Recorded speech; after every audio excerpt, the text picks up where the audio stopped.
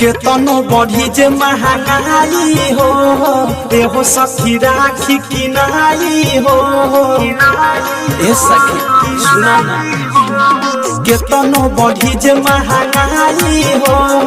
देहो सखी राखी किनाई हो कि बीचे अंगनहिया में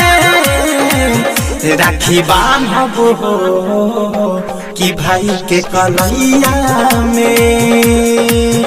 राखी बांधब हो कि भाई के कलैया में राखी बांधब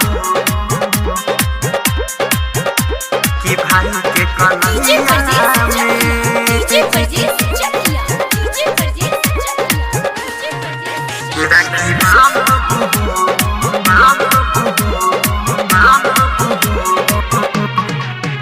लागी केतनो जे भले रुपैया सखी खुश हो जाइए जे भैया भाई बहिनी के प्यार नहीं टूटी अपना हाथ खियाई मिठाइया लागी केतनो जे भले रुपैया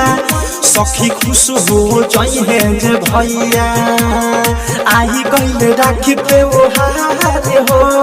कहतानी सखी बादे बहार हो झुकाई शीश पहिया में राखी बांधब हो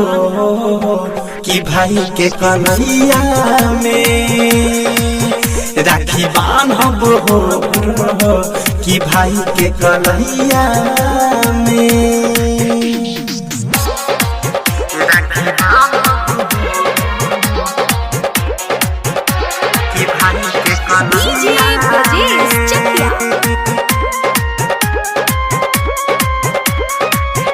बादे भैया जे प्रेमिया देश हमर हर ले ले सारा कलेश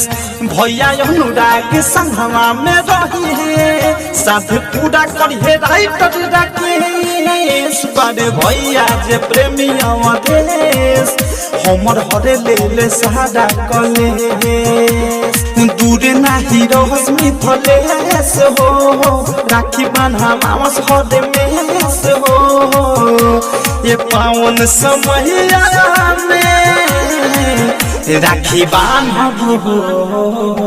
कि भाई के कलैया में